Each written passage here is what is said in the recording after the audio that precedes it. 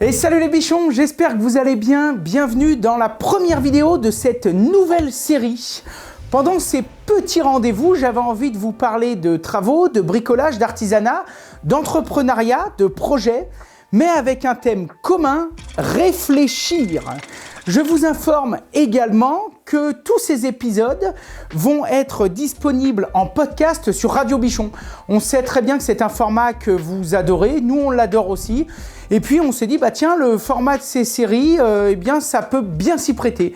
Donc comme d'habitude, on vous met tous les liens en description. Et pour tourner cette nouvelle série de vidéos, j'ai la chance d'avoir avec moi un petit nouveau, un stagiaire, Roméo.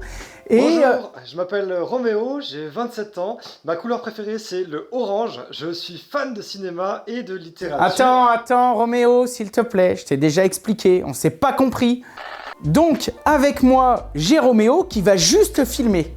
J'ai la chance à travers mon métier de rencontrer des centaines de personnes, de lire des milliers de commentaires et d'échanger avec énormément de monde chaque année. Et dans toutes les discussions que j'ai, la plupart du temps, je suis face à des gens qui réfléchissent et qui font preuve de bon sens. Et franchement, heureusement.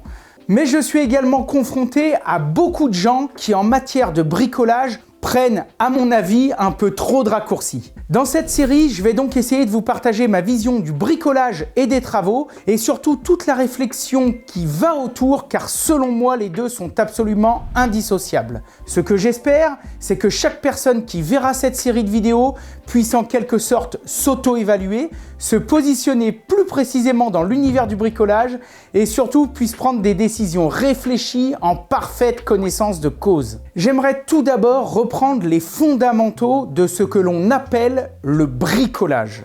Commençons déjà par la définition exacte du bricolage, selon le dictionnaire Larousse qui nous propose deux définitions. Première définition, activité manuelle non professionnelle consistant en travaux de réparation, d'installation ou de fabrication effectués dans la maison.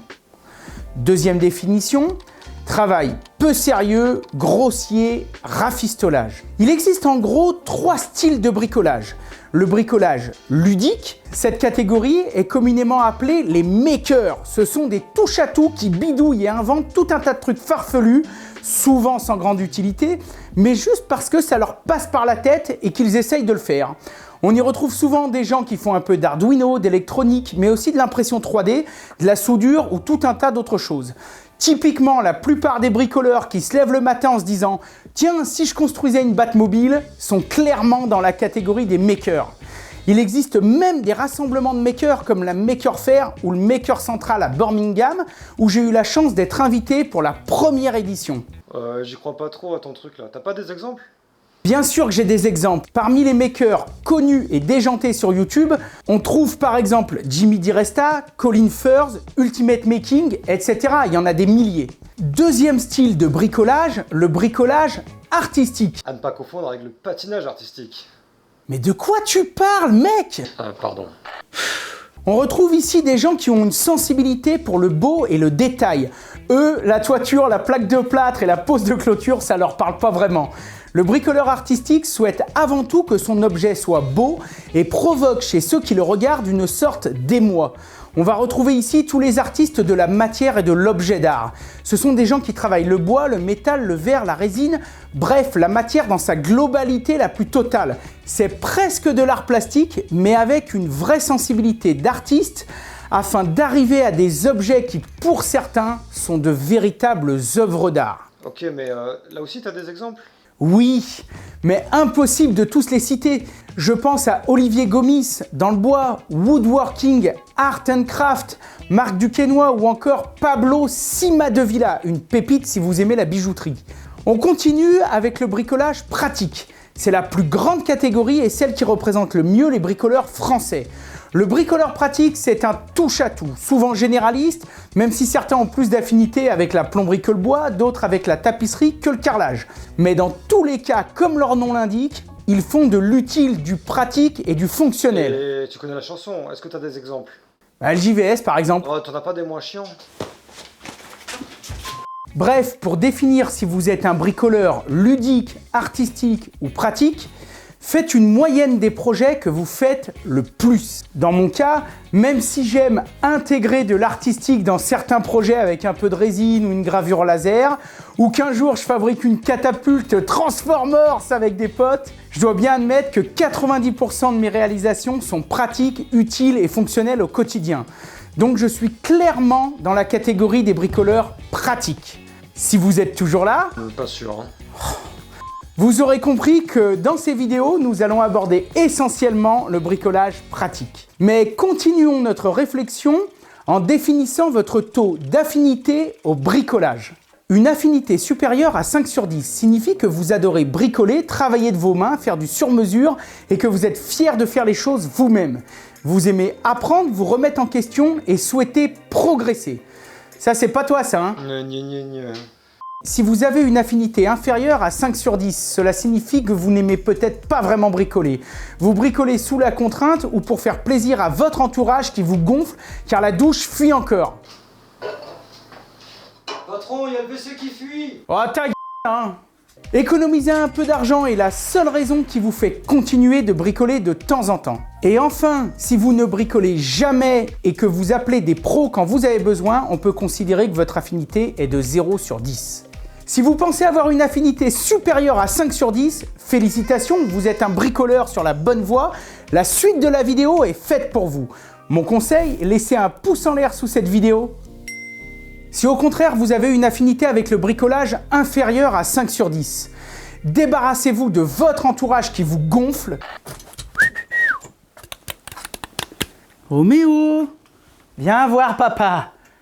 Roméo, allez, viens voir papa.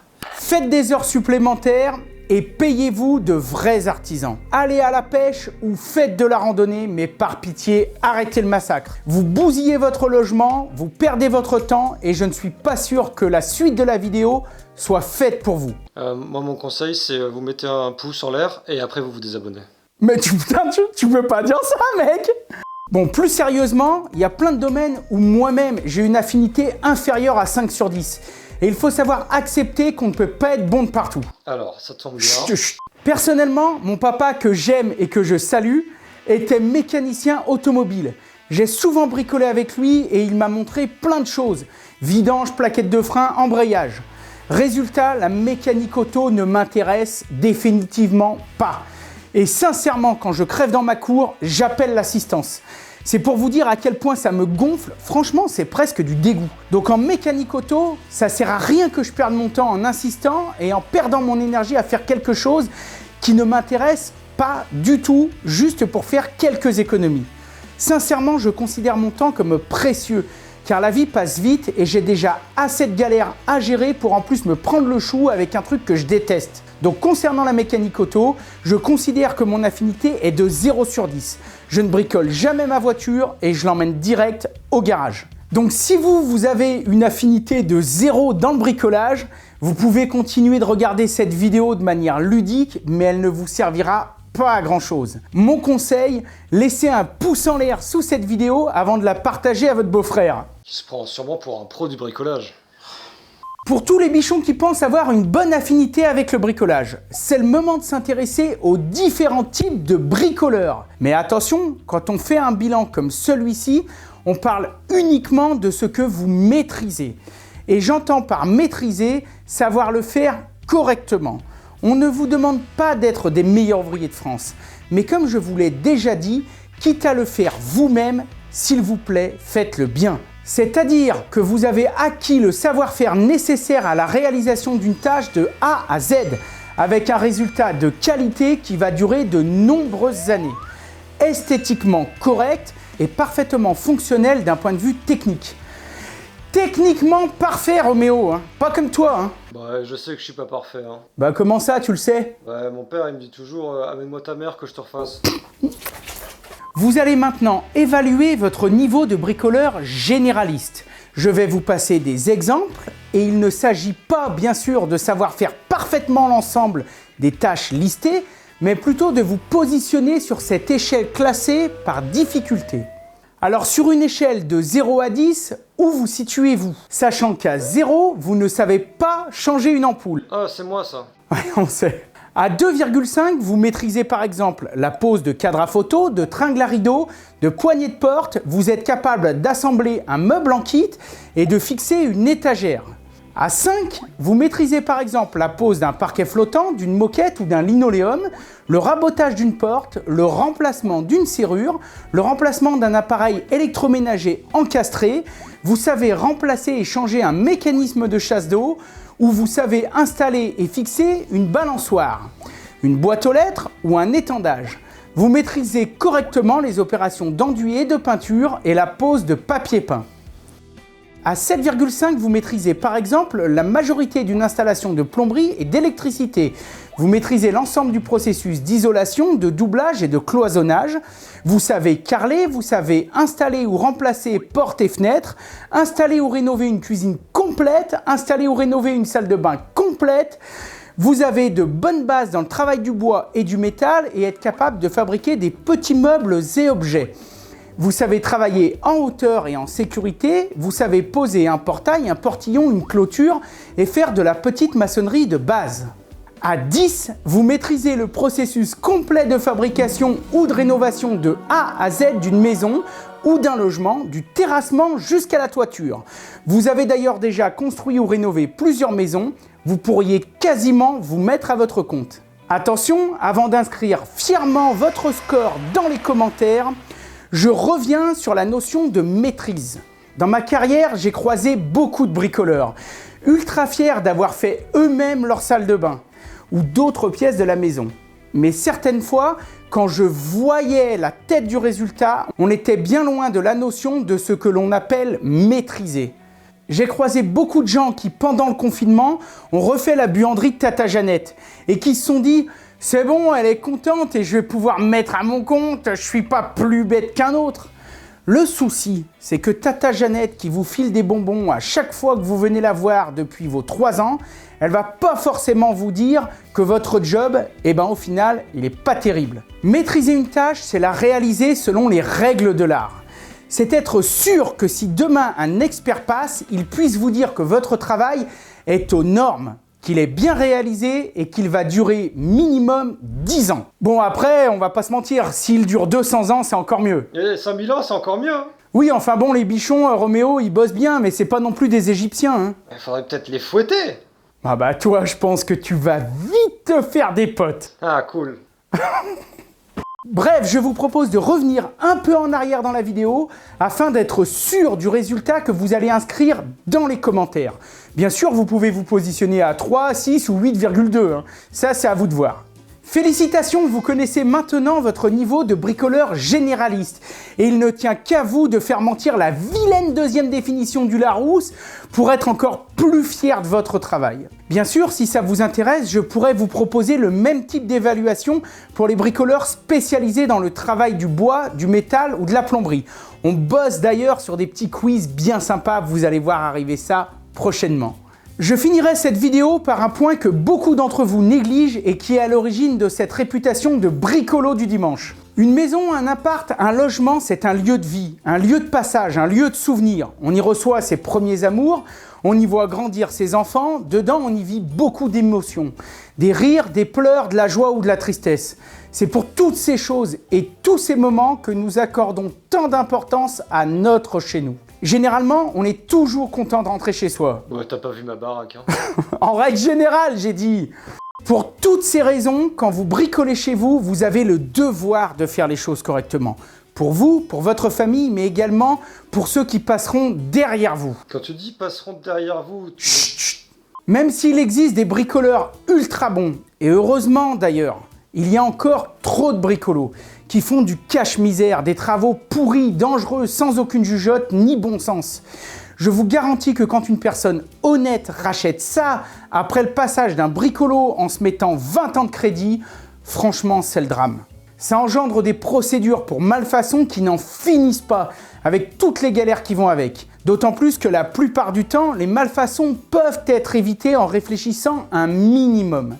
Si vous êtes particulier, et encore pire, si vous êtes pro, à l'époque actuelle, il n'y a plus aucune excuse. Concernant le matériel et l'outillage, il existe tout. Vous pouvez acheter ou louer les bons outils si vous n'avez pas les moyens de les acheter. Concernant les matériaux, c'est pareil. On n'a jamais eu autant de choix pour faire du bon boulot. Perso, j'ai connu l'époque où quand on achetait de la colle à carrelage, on avait le choix entre deux refs. Il fallait donc une vraie expertise qui nécessitait plusieurs années d'expérience. Aujourd'hui, chaque marque de colle propose plus de 20 références avec des produits qui pardonnent tout. Concernant le savoir-faire, c'est la même chose. Pour celui qui veut apprendre et qui souhaite des infos, il y a Internet, YouTube, etc. Mais également des milliers de livres, de magazines, des formations diplômantes ou non, en présentiel ou en ligne. Même plus besoin de vous déplacer. Donc je le répète, à l'heure actuelle, le bricoleur et encore pire, le pro qui ne fait pas du bon boulot n'a absolument plus aucune excuse. À notre époque, sur les chantiers, les gens qui ne font pas du bon boulot sont clairement ceux qui ne veulent pas faire du bon boulot. Bien sûr, cela nécessite des efforts, de la réflexion, un peu de jugeote. Ça va vous prendre un peu plus de temps, mais vous n'y reviendrez pas. Rappelez-vous de ce que les anciens disaient. Je n'ai pas les moyens de faire autre chose que du bon boulot, car si je fais du mauvais job, je devrais recommencer encore et encore. Et au final, ça me coûtera 5 fois le temps et le prix que ça m'aurait coûté en faisant bien du premier coup. Ah, en gros, pas cher coûte cher, quoi. Ah bah dis donc, pour une fois, t'as tout compris, hein. Selon moi, cette première vidéo était essentielle pour la suite de cette série, car elle va vous permettre de positionner votre niveau de bricoleur généraliste. Mais dans tous les cas, je vous invite fortement à continuer d'approfondir vos connaissances. En attendant, vous pouvez toujours mettre un pouce en l'air et partager cette vidéo à tous les bricoleurs que vous connaissez. Et vous pouvez aussi vous abonner, hein, c'est notre meilleure récompense. Bien Roméo, ça rentre! Et moi, je vais aller direct dans les commentaires pour découvrir votre niveau de bricolage. Et comme d'habitude, soyez créatifs, faites de votre mieux et si possible, du bon boulot. Allez, yeah! Non, par contre, Roméo, je déconne pas avec le allez hier là. D'accord? Faut encore que je t'explique des trucs, hein. Le allez hier, c'est moi qui le fais, ok?